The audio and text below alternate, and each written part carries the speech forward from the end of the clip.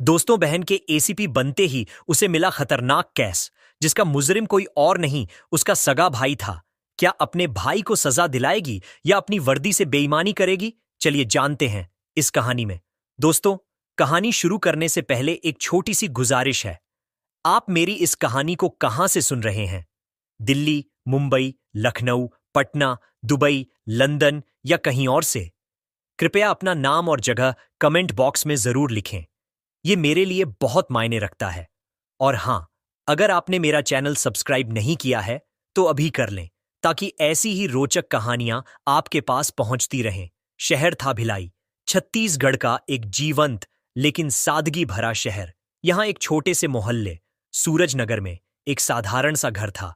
इस घर में रहते थे 4 लोग: माँ सरस्वती देवी, पिता सुरेश वर्मा और उनके 2 बच्चे, बेटी आराध्या और बेटा आदित्य। आराध्या और आदित्य की उम्र में सिर्फ 2 साल का अंतर था। आराध्या 23 साल की थी और आदित्य 21 का। दोनों भाई बहन एक ही छत के नीचे पले बढ़े, बचपन की हंसी खुशी, छोटी मोटी नोक-झोंक और अनगिनत यादें साझा की। लेकिन उनके सपने और रास्ते एक दूसरे से बिल्कुल अलग थे। आराध्या बचपन से ही एक जिद्दी और मेहनती लड़की थी। उसकी आंखों में एक सपना चमकता था। वह पुलिस अफसर बनना चाहती थी। यह सपना कोई साधारण ख्वाहिश नहीं था। यह उसके दिल में गहरे तक बसा था। जब वह छोटी थी, तब मोहल्ले में एक डकैती की घटना हुई थी। पुलिस की सुस्त कार्रवाई की वजह से अपराधी पकड़े नहीं गए और उस घटना ने आराध्या के कोमल मन पर गहरा असर डाला। उसने ठान लिया कि वह एक ऐसी पुलिस अफसर बनेगी जो इंसाफ के लिए हमेशा समय पर खड़ी होगी। वहीं आदित्य का स्वभाव आराध्या से बिल्कुल उलट था। वह पढ़ाई में कमजोर था और उसका ध्यान किताबों से ज्यादा दोस्तों और मौज मस्ती पर रहता था। स्कूल में वह हमेशा पीछे की बेंच पर बैठकर मजाक करता या दोस्तों के साथ हंसी ठिठोली करता। सरस्वती और सुरेश ने कई बार उसे समझाने की कोशिश की, लेकिन आदित्य की जिंदगी अपनी ही रफ्तार से चल रही थी। वह कहता, दीदी, तुम अपनी पढ़ाई करो, अफसर बनो, मैं तो बस अपनी मस्ती में खुश हूं। आराध्या ने 12वीं की पढ़ाई पूरी करने के बाद पुलिस सर्विसेज की तैयारी शुरू कर दी। सुबह जल्दी उठकर दौड़ना, फिजिकल फिटनेस पर ध्यान देना और किताबों में डूबे रहना, ये उसकी जिंदगी का हिस्सा बन गया। घर की आर्थिक स्थिति ठीक नहीं थी। सुरेश एक छोटी सी किताबों की दुकान चलाते थे और सरस्वती पड़ोस में ट्यूशन पढ़ाकर घर का खर्च चलाने में मदद करती थीं। कोचिंग के लिए पैसे नहीं थे, लेकिन आराध्या ने हार नहीं मानी। वह लाइब्रेरी में घंटों पुराने नोट्स और किताबें पढ़ती। रिश्तेदार और पड़ोसी अक्सर ताने मारते, लड़की हो, इतनी मेहनत क्यों, शादी कर लो, सुखी जिंदगी जियो। लेकिन आराध्या इन बातों को अनसुना कर देती। वह कहती, मेरा सपना मेरा है और इसे कोई नहीं छीन सकता। उसकी मां सरस्वती उसका सबसे बड़ा सहारा थी। हर रात जब आराध्या थक कर लौटती, सरस्वती उसके लिए गर्म दूध लाती और कहती, बेटी, तू बस आगे बढ़, हम तेरे साथ हैं। उधर आदित्य की जिंदगी एक अलग दिशा में जा रही थी। स्कूल के बाद उसने कॉलेज में दाखिला लिया, लेकिन उसका मन पढ़ाई में बिल्कुल नहीं लगता था। वह अपने दोस्तों मोहन, राकेश और दीपक के साथ दिन रात घूमता। ये दोस्त शहर के उन लड़कों में से थे जो छोटे मोटे गलत कामों में लिप्त थे। कभी जुआ, कभी छोटी मोटी चोरी, तो कभी शराब के नशे में गलियों में हंगामा। शुरू में आदित्य सिर्फ मस्ती के लिए उनके साथ था, लेकिन धीरे धीरे वह उनकी बातों में आने लगा। मोहन, जो इस ग्रुप का लीडर था, आदित्य को लालच देता। देख भाई, पढ़ाई में कुछ नहीं रखा, पैसा कमाना है तो थोड़ा दिमाग लगाना पड़ता है। आदित्य को उसकी बातें अच्छी लगने लगीं। वह घर से पैसे चुराने लगा। कभी कभी सुरेश की दुकान से किताबें बेचकर पैसे जुटाता। आराध्या को कई बार शक हुआ, लेकिन वह अपने भाई पर यकीन करना चाहती थी। एक बार उसने आदित्य को देर रात शराब की गंध लिए घर लौटते पकड़ा। आदित्य, ये क्या हाल बना रखा है? माँ पापा कितनी मेहनत करते हैं, तुझे नहीं दिखता? आराध्या ने गुस्से में पूछा। दीदी, तुम अपनी जिंदगी जियो, मुझे मत सिखाओ। आदित्य ने बेरुखी से जवाब दिया और अपने कमरे में चला गया। आराध्या का दिल टूटा, लेकिन उसने सोचा कि शायद समय के साथ आदित्य सुधर जाएगा। 3 साल की कठिन मेहनत के बाद आराध्या का सपना सच हुआ। उसने पुलिस सर्विसेज का एग्जाम पास कर लिया। जब रिजल्ट आया, सूरजनगर में जश्न का माहौल था। सरस्वती और सुरेश की आंखों में खुशी के आंसू थे। आराध्या को सब इंस्पेक्टर के पद पर नियुक्ति मिली और उसकी पहली पोस्टिंग उसी भिलाई शहर में हुई। वर्दी पहनकर जब आराध्या पहली बार थाने पहुंची तो उसका सीना गर्व से चौड़ा हो गया। थाने के सीनियर इंस्पेक्टर विजय राठौर ने उसका स्वागत किया। आराध्या, तुम्हारी मेहनत की कहानी हम तक पहुंची है। अब इस शहर की कानून व्यवस्था को मजबूत करना तुम्हारी जिम्मेदारी है, उन्होंने कहा। आराध्या ने सलाम ठोका और बोली, सर, मैं अपने फर्ज से कभी पीछे नहीं हटूंगी। आराध्या की जिंदगी अब बदल चुकी थी। वह दिन रात थाने में काम करती, छोटे बड़े केस सॉल्व करती। उसकी ईमानदारी और हिम्मत की चर्चा पूरे शहर में होने लगी। लेकिन नियति को कुछ और ही मंजूर था। एक सुबह थाने में हड़कंप मच गया। भिलाई के पौश इलाके नेहरू नगर में एक बड़े इलेक्ट्रॉनिक्स स्टोर में चोरी हुई थी। चोरों ने न सिर्फ लाखों के सामान लूटे बल्कि स्टोर के मैनेजर को घायल भी कर दिया था। आराध्या को इस केस की जांच सौंपी गई। वह तुरंत अपनी टीम के साथ मौके पर पहुंची। सीसीटीवी फुटेज, फिंगरप्रिंट्स और गवाहों के बयान इकट्ठे किए गए। शुरुआती जांच में पता चला कि चोरी में 4 लोग शामिल थे। आराध्या ने अपनी टीम को अलग अलग दिशाओं में भेजा और खुद सीसीटीवी फुटेज को बार बार देखने लगी। रात के 1 बजे जब वह थाने में अकेली फुटेज देख रही थी, उसका दिल जोर से धड़कने लगा। एक फुटेज में एक चोर का चेहरा साफ दिख रहा था और वह कोई और नहीं, उसका अपना भाई आदित्य था। आराध्या की दुनिया जैसे थम गई। उसने फुटेज को बार बार देखा, यह सोचकर कि शायद वह गलत देख रही है, लेकिन हर बार वही चेहरा, वही हाव भाव। नहीं, यह आदित्य नहीं हो सकता, उसने खुद से कहा। लेकिन सबूत सच बोल रहे थे। उस रात आराध्या घर नहीं गई। वह थाने में ही बैठी रही, अपने दिल और दिमाग की जंग लड़ती रही। एक तरफ उसका भाई था, जिसके साथ उसने बचपन बिताया था। दूसरी तरफ उसका फर्ज, जिसके लिए उसने अपनी जिंदगी दांव पर लगाई थी। अगले दिन आराध्या ने अपनी टीम को बुलाया और बिना किसी को आदित्य का नाम बताए जांच को आगे बढ़ाने के निर्देश दिए। वह खुद आदित्य के दोस्तों की तलाश में निकली। उसने मोहन, राकेश और दीपक को हिरासत में लिया। पूछताछ में मोहन ने सारी सच्चाई उगल दी। मैम, ये सब आदित्य का प्लान था। उसने कहा था कि स्टोर का मैनेजर रात को अकेला रहता है और सीसीटीवी पुराने हैं। हमने सोचा आसान काम है, मोहन ने कबूल किया। आराध्या के पैरों तले जमीन खिसक गई। उसने पूछा, आदित्य अब कहां है? वो शहर छोड़कर भागने की तैयारी में है। मैम, शायद आज रात की बस पकड़ेगा। आराध्या के सामने अब 2 रास्ते थे। एक, वह अपने भाई को चुपके से बता दे और उसे भागने का मौका दे। दूसरा, वह अपने फर्ज को निभाए और उसे गिरफ्तार करे। उसने एक गहरी सांस ली और अपने सीनियर इंस्पेक्टर विजय राठौर को सारी बात बता दी। सर, इस केस का मुख्य आरोपी मेरा भाई आदित्य है। मैं चाहती हूं कि उसे गिरफ्तार किया जाए और मैं इस ऑपरेशन का हिस्सा बनूं, उसने दृढ़ स्वर में कहा। विजय ने उसकी आंखों में देखा और कहा, आराध्या, यह तुम्हारे लिए आसान नहीं होगा, लेकिन अगर तुमने यह फैसला कर लिया है तो मैं तुम्हारे साथ हूं। उसी रात आराध्या अपनी टीम के साथ बस स्टैंड पहुंची। आदित्य वहां एक बैग लिए बस का इंतजार कर रहा था। जब उसने अपनी दीदी को वर्दी में अपनी ओर आते देखा तो उसके चेहरे पर डर और हैरानी थी। दीदी, तुम यहां क्या कर रही हो? उसने कांपते स्वर में पूछा। आदित्य, तुमने जो किया उसके लिए तुम्हें सजा मिलेगी। मेरे साथ थाने चलो, आराध्या ने कठोर लेकिन टूटते दिल से कहा। दीदी, प्लीज, मैं तुम्हारा भाई हूं, मुझे एक मौका दो, आदित्य ने गिड़गिड़ाया। लेकिन आराध्या ने उसकी एक न सुनी। उसने अपने भाई के हाथों में हथकड़ी डाली और उसे थाने ले गई। भिलाई का पुलिस थाना उस रात सन्नाटे में डूबा था। दीवारों पर टंगी पुरानी घड़ी की टिक टिक और बाहर सड़क पर कभी कभार गुजरते वाहनों की आवाज ही एकमात्र शोर थी। आराध्या अपने केबिन में बैठी थी, लेकिन उसका मन कहीं और था। सामने टेबल पर आदित्य की फाइल खुली थी, जिसमें चोरी के सबूतों की तस्वीरें और गवाहों के बयान बिखरे पड़े थे। उसकी आंखें बार बार एक तस्वीर पर ठहर रही थीं। वह तस्वीर जिसमें आदित्य स्टोर के बाहर खड़ा था, चेहरा आधा ढका हुआ, लेकिन उसकी आंखों की चमक आराध्या के लिए पहचानने योग्य थी।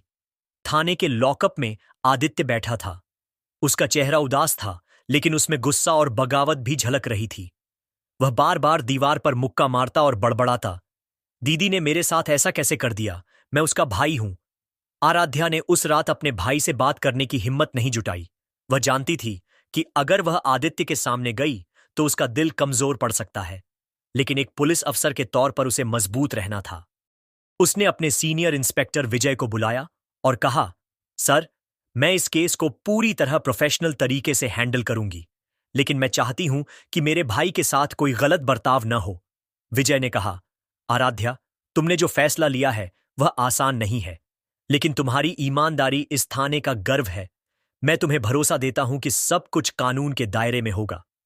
अगली सुबह जब आराध्या घर पहुंची तो माहौल भारी था।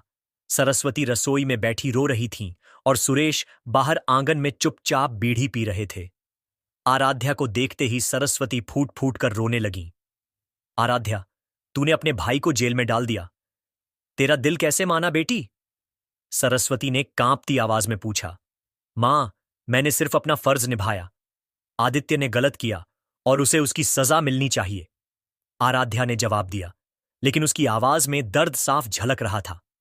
फर्ज, फर्ज, बस यही सुनाई देता है तुझे?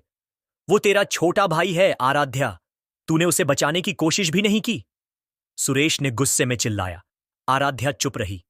वह जानती थी कि इस वक्त कुछ भी कहना बेकार है। उसने अपना बैग उठाया और अपने कमरे में चली गई। वहां दीवार पर टंगी एक पुरानी तस्वीर थी। उसमें वह और आदित्य बचपन में एक मेले में गुब्बारे लिए हंस रहे थे। आराध्या की आंखें नम हो गईं। उसने तस्वीर को छुआ और मन ही मन कहा, आदित्य, काश तू उस रास्ते पर न गया होता। अगले कुछ दिन आराध्या के लिए बेहद मुश्किल थे। वह दिन रात केस की जांच में जुटी रही। आदित्य के साथी मोहन, राकेश और दीपक पुलिस हिरासत में थे और उनके बयान दर्ज हो चुके थे, लेकिन आराध्या को कुछ गड़बड़ लग रही थी। मोहन के बयान में बार बार बदलाव हो रहे थे और वह आदित्य को सारा दोष देने की कोशिश कर रहा था। एक रात जब आराध्या थाने में देर तक फाइलें पढ़ रही थी, उसे एक गवाह का बयान मिला जो बाकियों से अलग था। यह बयान एक टैक्सी ड्राइवर का था जिसने चोरी की रात स्टोर के पास एक नीली कार देखी थी। उसने कहा कि उस कार में 2 लोग बैठे थे जो चोरी के बाद तेजी से भागे, लेकिन न तो आदित्य और न ही उसके दोस्तों के पास ऐसी कार थी। आराध्या का दिमाग तेजी से चलने लगा। क्या यह चोरी सिर्फ एक छोटा मोटा अपराध नहीं है? क्या इसके पीछे कोई बड़ा रैकेट है? उसने सोचा। उसने तुरंत अपनी टीम को निर्देश दिए कि उस नीली कार की तलाश की जाए। साथ ही उसने अपने एक भरोसेमंद कांस्टेबल संजय को गुप्त रूप से मोहन की गतिविधियों पर नजर रखने को कहा। कुछ दिनों बाद संजय ने आराध्या को चौंकाने वाली जानकारी दी। मैम, मोहन को जेल के अंदर किसी से फोन पर बात करते सुना गया। वह बार बार किसी सेठ का नाम ले रहा था और कह रहा था कि आदित्य को फंसाने का प्लान उसका था। आराध्या के लिए यह खबर एक झटके की तरह थी। क्या आदित्य सिर्फ एक मोहरा था? क्या उसे किसी बड़े अपराधी ने फंसाया था? उसने तुरंत मोहन से दोबारा पूछताछ शुरू की। इस बार वह सख्त थी। मोहन, सच बोल, ये सेठ कौन है और आदित्य को क्यों फंसाया गया? आराध्या ने गुस्से में पूछा। मोहन पहले तो टाल मटोल करता रहा, लेकिन जब आराध्या ने उसे जेल में और सख्त सजा की धमकी दी तो वह टूट गया। मैम, सेठ, वो भिलाई का बड़ा गैंगस्टर है। उसका नाम है रवि सेठ। उसने हमें कहा था कि स्टोर की चोरी में आदित्य को लीडर बनाकर दिखाओ ताकि पुलिस का ध्यान उस पर जाए। असली माल तो सेठ ने अपने आदमियों से मंगवाया था। यह खुलासा आराध्या के लिए एक नई चुनौती थी। रवि सेठ भिलाई के अंडरवर्ल्ड का कुख्यात नाम था। उसका नाम सुनते ही लोग कांपते थे। वह न सिर्फ चोरी और तस्करी के धंधे में था, बल्कि शहर के कई बड़े व्यापारियों और नेताओं से उसके रिश्ते थे। आराध्या को समझ आ गया कि यह केस अब सिर्फ उसके भाई का नहीं, बल्कि शहर के सबसे खतरनाक अपराधी से टकराने का था। लेकिन एक सवाल अभी भी आराध्या के मन में था, शक का। अगर आदित्य सिर्फ एक मोहरा था तो उसने चोरी में हिस्सा क्यों लिया? और अगर वह बेकसूर है तो उसने सच क्यों छिपाया? उसने फैसला किया कि वह आदित्य से बात करेगी, लेकिन इस बार न कि पुलिस अफसर बनकर, बल्कि उसकी दीदी बनकर। आराध्या अगली सुबह लॉकअप में आदित्य से मिलने गई। वह अपने साथ बचपन की एक तस्वीर ले गई थी जिसमें वे दोनों एक पार्क में पानी की बोतल लिए हंस रहे थे। उसने वह तस्वीर आदित्य के सामने रखी और कहा, आदित्य, मुझे सच बताओ, तुमने चोरी में हिस्सा क्यों लिया? और यह रवि सेठ कौन है? आदित्य ने तस्वीर को देखा और उसकी आंखें भर आईं। उसने कांपती आवाज में कहा, दीदी, मैं मैं फंस गया था। मोहन ने मुझे कहा था कि यह बस एक छोटी मोटी चोरी है और इससे हमें थोड़े पैसे मिल जाएंगे। मुझे नहीं पता था कि इसके पीछे इतना बड़ा खेल है। रवि सेठ ने मुझे धमकी दी थी कि अगर मैंने उसका कहा नहीं माना तो वो माँ पापा को नुकसान पहुंचाएगा। मैं डर गया था दीदी। आराध्या का दिल पिघल रहा था, लेकिन उसने खुद को संभाला। उसने पूछा, आदित्य, तुमने मुझे क्यों नहीं बताया? मैं तुम्हारी दीदी हूं। मैं तुम्हें परेशान नहीं करना चाहता था।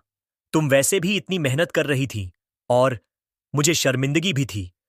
आदित्य ने सिर झुका लिया। आराध्या ने एक गहरी सांस ली और कहा, आदित्य, मैं तुम्हें बचाने की पूरी कोशिश करूंगी, लेकिन इसके लिए तुम्हें मेरे साथ सच का साथ देना होगा। क्या तुम रवि सेठ के खिलाफ गवाही दोगे? आदित्य ने डरते हुए कहा, दीदी, वो मुझे मार डालेगा। मैं तुम्हें कुछ होने नहीं दूंगी। ये मेरा वादा है। आराध्या ने दृढ़ता से कहा। आराध्या ने अपने सीनियर इंस्पेक्टर विजय को पूरी बात बताई। विजय ने कहा, आराध्या, रवि सेठ को पकड़ना आसान नहीं होगा। उसके पास पैसा है, पावर है और वो पुलिस के कुछ लोगों को भी खरीद चुका है। हमें बहुत सावधानी से काम करना होगा। आराध्या ने एक प्लान बनाया।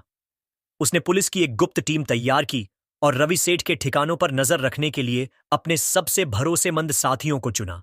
साथ ही उसने आदित्य को प्रोटेक्शन देने का इंतजाम किया, लेकिन उसे पता था कि रवि सेठ तक पहुंचना आसान नहीं होगा। इसी बीच शहर में एक और चोरी की खबर आई। इस बार एक बड़े व्यापारी के गोदाम से कीमती सामान लूट लिया गया। आराध्या को शक हुआ कि यह भी रवि सेठ का काम हो सकता है। उसने तुरंत मौके पर जाकर जांच शुरू की। वहां उसे एक सुराग मिला, एक सिगरेट का टुकड़ा, वही ब्रांड जो पिछले केस में मिला था। यह संकेत था कि रवि सेठ का रैकेट अभी भी सक्रिय है।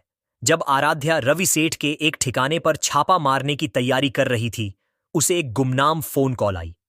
दूसरी तरफ से एक भारी आवाज आई, सब इंस्पेक्टर आराध्या, तुम बहुत होशियार बन रही हो, लेकिन याद रखो, रवि सेठ की नजर हर जगह है। अगर तुमने ये केस आगे बढ़ाया तो तुम्हारा परिवार खतरे में होगा। आराध्या ने बिना डरे जवाब दिया, जो भी हो तुम, मैं रुकने वाली नहीं। रवि सेठ को बता देना। आराध्या वर्मा डरती नहीं, लेकिन उस रात जब वह थाने से घर लौट रही थी, उसकी गाड़ी का पीछा किया गया। आराध्या ने तुरंत अपनी पोजीशन चेंज की और अपनी टीम को अलर्ट किया। कुछ देर बाद हमलावर भाग गए, लेकिन आराध्या को समझ आ गया कि रवि सेठ अब सीधे उस पर निशाना साध रहा है। रवि सेठ की धमकी और उस रात आराध्या की गाड़ी का पीछा करने की घटना ने उसे और सतर्क कर दिया। वह जानती थी कि अब यह जंग सिर्फ कानून और अपराध की नहीं थी, बल्कि उसके परिवार की सुरक्षा और उसके भाई आदित्य के भविष्य की भी थी। उसने अपनी हिम्मत को और मजबूत किया और फैसला लिया कि वह रवि सेठ को हर हाल में पकड़ेगी। आराध्या ने अपनी टीम के साथ एक गुप्त मीटिंग बुलाई। सीनियर इंस्पेक्टर विजय राठौर, कांस्टेबल संजय और दो अन्य भरोसेमंद अफसर इस मीटिंग में शामिल थे। रवि सेठ को पकड़ने के लिए हमें उसके सबसे करीबी आदमी तक पहुंचना होगा, आराध्या ने गंभीर स्वर में कहा।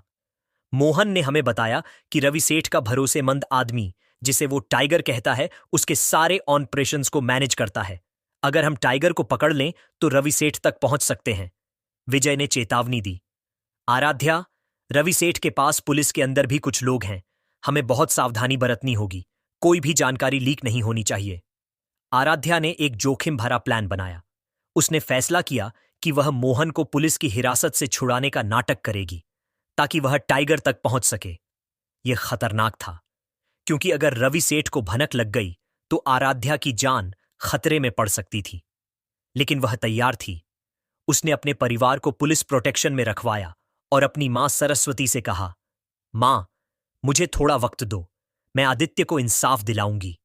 सरस्वती ने उसका हाथ पकड़ा और कहा, बेटी, तू जो कर रही है वो सही है, लेकिन अपनी जान का ख्याल रखना। तू हमारी इकलौती बेटी है। प्लान के मुताबिक आराध्या ने मोहन को रिहा करने मुला करने का नाटक किया। उसने गुप्त रूप से मोहन के फोन में एक ट्रैकिंग डिवाइस लगवा दी थी।